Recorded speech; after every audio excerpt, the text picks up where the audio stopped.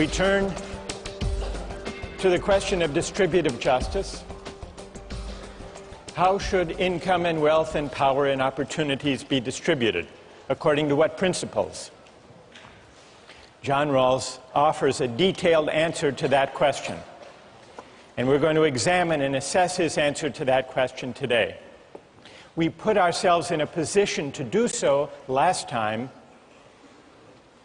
by trying to make sense of why he thinks that principles of justice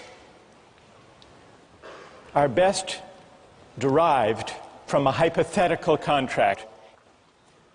And what matters is that the hypothetical contract be carried out in an original position of equality behind what Rawls calls the veil of ignorance. So that much is clear.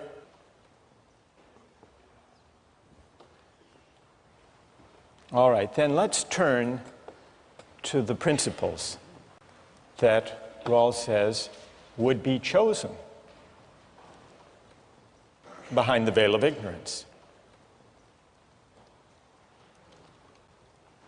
First, he considers some of the major alternatives. What about utilitarianism? Would the people in the original position choose to govern their collective lives? Utilitarian principles, the greatest good for the greatest number. No, they wouldn't, Rawls says. And the reason is that behind the veil of ignorance, everyone knows that once the veil goes up and real life begins, we will each want to be respected with dignity. Even if we turn out to be a member of a minority, we don't want to be oppressed. And so we would agree to reject utilitarianism and instead to adopt as our first principle equal basic liberties, fundamental rights to freedom of speech, freedom of assembly, religious liberty, freedom of conscience, and the like. We wouldn't want to take the chance that we would wind up as members of an oppressed or a despised minority with the majority tyrannizing over us. And so Rawls says utilitarianism would be rejected. Utilitarianism makes the mistake, Rawls writes, of forgetting, or at least not taking seriously, the distinction between persons. And in the original position behind the veil of ignorance, we would recognize that and reject utilitarianism.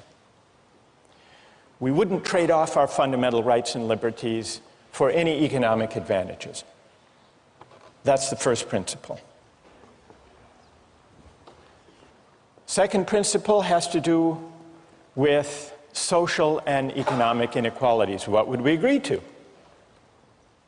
Remember, we don't know whether we're going to wind up being rich or poor, healthy or unhealthy.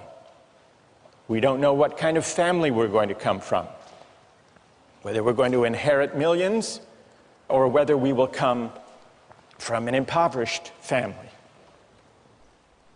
So we might, at first thought, say, well, let's require an equal distribution of income and wealth, just to be on the safe side.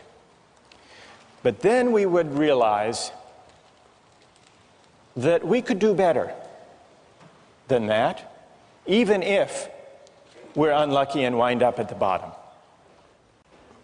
We could do better if we agree to a qualified principle of equality.